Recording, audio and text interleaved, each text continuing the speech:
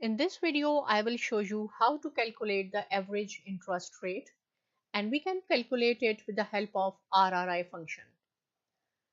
Suppose you are planning to invest 20,000 today. Your initial investment is suppose 20,000 and you are receiving 25,000 after 4 years. You want to know the average annual interest rate. So you have to go to the formulas first. Then in the function library, open the financials.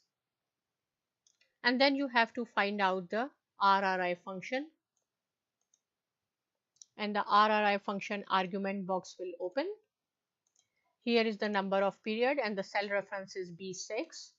Present value is 20,000 and the cell reference is B4. Similarly, future value is 25,000 and the cell reference is B5, and then OK.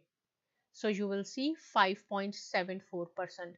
Suppose if you are investing 20,000 today and you are receiving 25,000 at the end of 4 years.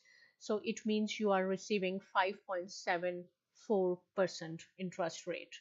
I hope you have enjoyed the video. Please don't forget to subscribe my channel. Thank you.